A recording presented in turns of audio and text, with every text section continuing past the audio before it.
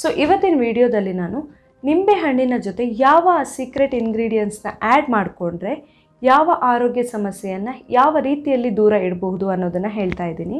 ಈ ವಿಡಿಯೋನ ಪೂರ್ತಿ ನೋಡಿ. ಹಾಗೆ ನೀವು ಯಾರಾದರೂ ಇನ್ನೂ ನನ್ನ ಚಾನಲ್ನ ಸಬ್ಸ್ಕ್ರೈಬ್ ಮಾಡಿಲ್ಲ ಆದರೆ ಪ್ಲೀಸ್ ಸಬ್ಸ್ಕ್ರೈಬ್ ಮಾಡಿ, ಹಾಗೆ ಪಕ್ಕದಲ್ಲಿರುವ ಬೆಲ್ ಐಕಾನ್ನ ಕ್ಲಿಕ್ ಮಾಡಿ. ನಮ್ಮ ಅಡುಗೆ ಮನೆಯಲ್ಲಿ ನಾರ್ಮಲ್ ಆಗಿ ಇರುವಂತಹ ನಿಂಬೆಹಣ್ಣು, ಕಾಳುಮೆಣಸು ಹಾಗೆ ಕಲ್ಲುಪ್ಪು, ಇದು 3 ಇದ್ದರೆ ಸಾಕು. ನಾವು ಈ 3ರ ಮಿಶ್ರಣವನ್ನು ಬೇರೆ ಬೇರೆ ರೀತಿಯಲ್ಲಿ ಯೂಸ್ ಮಾಡಬಹುದು ಬೇರೆ ಬೇರೆ ಆರೋಗ್ಯ ಸಮಸ್ಯೆಗಳಿಗೆ. ಇವತ್ತಿನ ವಿಡಿಯೋದಲ್ಲಿ ನಾನು ಅಂತಹದೇ ಕೆಲವೊಂದು ಆರೋಗ್ಯ ಸಮಸ್ಯೆಗಳಿಗೆ ಮನೆಮದ್ದುಗಳನ್ನು ಹೇಳ್ತಾ ಇದ್ದೀನಿ. ಈ 3ರ ಕಾಂಬಿನೇಷನನ್ನು ಯೂಸ್ ಮಾಡಿಕೊಂಡು ಮಾಡುವಂತಹ ಮನೆಮದ್ದುಗಳು.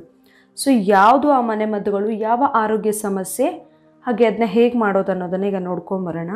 ಮೊದಲನೇದು, ನಾನು ಗಂಟಲು ನೋವು ಅಥವಾ ಸೋರ್ ಥ್ರೋಟ್ ಏನಿರುತ್ತೆ ಅದನ್ನು ಕಡಿಮೆ ಮಾಡ್ಕೊಳ್ಳೋದಕ್ಕೆ ಒಂದು ಸಿಂಪಲ್ ಮನೆಮದ್ದನ್ನು ಹೇಳ್ತಾ ಇದ್ದೀನಿ. ನಿಂಬೆಹಣ್ಣನ್ನು ಯೂಸ್ ಮಾಡಿಕೊಂಡು ಫಸ್ಟಿಗೆ 1 ಲೋಟ ಆಗುವಷ್ಟು ಬೆಚ್ಚಗಿನ ನೀರನ್ನು ತಗೊಳ್ಬೇಕು.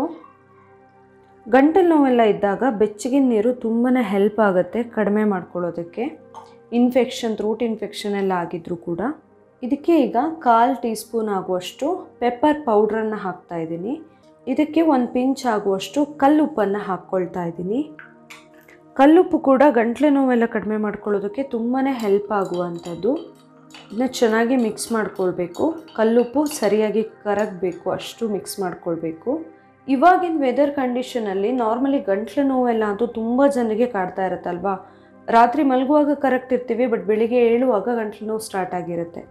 ಸೊ ಅದಕ್ಕೆ ಈ ಥರ ಒಂದು ರೆಮಿಡಿನ ಮಾಡ್ಕೊಳ್ಬಹುದು. ಇದಕ್ಕೆ ಈಗ 1 ಟೀ ಸ್ಪೂನ್ ಆಗುವಷ್ಟು ನಿಂಬೆಹಣ್ಣಿನ ರಸವನ್ನು ಹಾಕ್ಕೊಳ್ಬೇಕು. ನಿಂಬೆಹಣ್ಣಿನ ರಸ ಹಾಕಿ ಚೆನ್ನಾಗಿ ಮಿಕ್ಸ್ ಮಾಡ್ಕೊಳ್ಬೇಕು. ನೀರು ಉಗುರು ಬೆಚ್ಚಗಿದ್ದರೆ ಸಾಕು, ತುಂಬ ಬಿಸಿ ಕೂಡ ಬೇಡ, ತುಂಬ ತಣ್ಣಗೆ ಕೂಡ ಇರಬಾರ್ದು. ಇದೀಗ ಚೆನ್ನಾಗಿ ಮಿಕ್ಸ್ ಆಗಿದೆ. ಮಿಕ್ಸ್ ಆದಮೇಲೆ ಇದನ್ನು ಯೂಸ್ ಮಾಡಿಕೊಂಡು ಗಾಗಲ್ ಮಾಡಬೇಕು, ಅಂದರೆ ಬಾಯಿ ಮುಕ್ಕಳಿಸ್ಬೇಕು. ಇದರಿಂದಾಗಿ ಗಂಟ್ಲು ನೋವೇನಿರುತ್ತೆ, ಥ್ರೋಟ್ ಇನ್ಫೆಕ್ಷನ್ ಎಲ್ಲ ಆಗಿರುತ್ತಲ್ಲ, ಅದು ಬೇಗನೆ ಕಡಿಮೆ ಆಗುತ್ತೆ. ಬೆಳಿಗ್ಗೆ ಎದ್ದ ತಕ್ಷಣವೇ ಬೇಕಂದರೆ ಮಾಡಬಹುದು, ಇಲ್ಲ ಆದರೆ ಹೊರಗಡೆ ಎಲ್ಲ ಹೋಗಿ ಬಂದ ತಕ್ಷಣ ಕೂಡ ಮಾಡಬಹುದು. ಇದರಲ್ಲಿ ಗಾಗಲ್ ಮಾಡಿದ ಮೇಲೆ ಒಂದು ಅರ್ಧ ಗಂಟೆ ಹೊತ್ತು ಬೇರೆ ಏನು ಕುಡಿಯೋಕ್ಕೆ ಅಥವಾ ತಿನ್ನೋಕ್ಕೆ ಹೋಗಬೇಡಿ. ಆವಾಗ ಗಂಟ್ಲು ಕರೆಕ್ಟಾಗಿ ಕ್ಲಿಯರ್ ಆಗುತ್ತೆ. ಇವಾಗ 2ನೇ ಮನೆಮದ್ದನ್ನು ಹೇಳ್ತಾ ಇದ್ದೀನಿ. ಇದಕ್ಕೆ 1 ಲೋಟ ಆಗುವಷ್ಟು ನೀರನ್ನು ತೊಗೊಳ್ತಾ ಇದ್ದೀನಿ. ನಾನು ನಾರ್ಮಲ್ ರೂಮ್ ಟೆಂಪ್ರೇಚರಲ್ಲಿ ಇರುವಂತಹ ನೀರನ್ನೇ ತೊಗೊಂಡಿರೋದು. ಈ ಮನೆಮದ್ದು ಹೇಳ್ತಾ ಇರೋದು ವೆಯ್ಟ್ ಲಾಸ್ಗೆ. ತುಂಬ ಬೇಗನೆ ವೆಯ್ಟ್ ಲಾಸ್ ಆಗಬೇಕು ಅನ್ನೋರಿಗೆ ಈ ಮನೆಮದ್ದು ತುಂಬಾ ಹೆಲ್ಪ್ ಆಗುತ್ತೆ. ಈ 1 ಲೋಟ ನೀರಿಗೆ ಫಸ್ಟಿಗೆ 1/4 ಟೀ ಸ್ಪೂನ್ ಆಗುವಷ್ಟು ಕಾಳುಮೆಣಸಿನ ಪುಡಿನ ಹಾಕಬೇಕು. ಇದಕ್ಕೆ ಈಗ 2 ಟೀ ಸ್ಪೂನ್ ಆಗುವಷ್ಟು ನಿಂಬೆಹಣ್ಣಿನ ರಸವನ್ನು ಹಾಕಬೇಕು.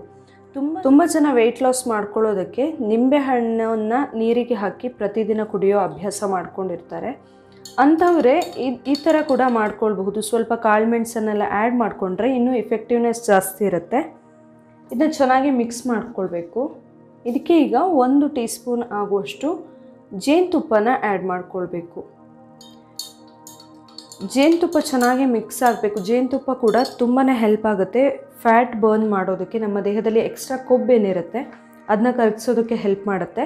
ಆದರೆ ಯಾವುದೇ ಕಾರಣಕ್ಕೂ ಬಿಸಿ ನೀರಿಗೆ ಜೇನುತುಪ್ಪನ ಆ್ಯಡ್ ಮಾಡಬಾರ್ದು.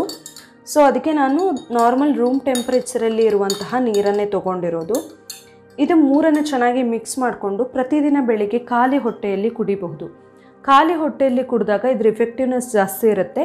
ನಿಮಗೆ ಖಾಲಿ ಹೊಟ್ಟೆಯಲ್ಲಿ ಕುಡಿಯೋಕ್ಕೆ ಸೇರ್ತಾ ಇಲ್ಲ ಅಂತಾದರೆ ನೀವು ಬೇರೆ ಟೈಮಲ್ಲಿ ಕೂಡ ಕುಡಿಬಹುದು. ಆದರೆ ಪ್ರತಿದಿನ ಈ ಥರ ಒಂದು ಮಿಶ್ರಣವನ್ನು ಕುಡಿತಾ ಇದ್ದರೆ ಬೇಗನೆ ವೆಯ್ಟ್ ಲಾಸ್ ಮಾಡ್ಕೊಳ್ಬಹುದು. ತೂಕ ಕಡಿಮೆ ಮಾಡ್ಕೊಳ್ಳೋದಕ್ಕೆ ಇದು ತುಂಬಾ ಹೆಲ್ಪ್ ಆಗುತ್ತೆ. ನಿಂಬೆಹಣ್ಣು, ಕಾಳುಮೆಣಸು, ಉಪ್ಪು ಇದಿಷ್ಟು ಇದ್ದರೆ ಸಾಕು. ಮನೆಯಲ್ಲಿ ನಾವು ಈಸಿಯಾಗಿ ಎಷ್ಟು ಸಮಸ್ಯೆಗಳನ್ನು, ಆರೋಗ್ಯ ಸಮಸ್ಯೆಗಳನ್ನು ದೂರ ಮಾಡ್ಕೊಳ್ಬೋದಲ್ವ. ತುಂಬ ಸಿಂಪಲ್ಲಾಗಿ ಮಾಡುವಂತಹ ಮನೆಮದ್ದುಗಳು. ಈ ಮನೆಮದ್ದು ನಿಮಗೆ ಇಷ್ಟ ಆಗಿದ್ದರೆ ಪ್ಲೀಸ್ ನನ್ನ ಮನೆಮದ್ದು ಯೂಟ್ಯೂಬ್ ಚಾನಲ್ನ ಸಬ್ಸ್ಕ್ರೈಬ್ ಮಾಡಿ, ಹಾಗೆ ಈ ವಿಡಿಯೋನ ಲೈಕ್ ಮಾಡಿ, ಹಾಗೆ ಶೇರ್ ಮಾಡಿ.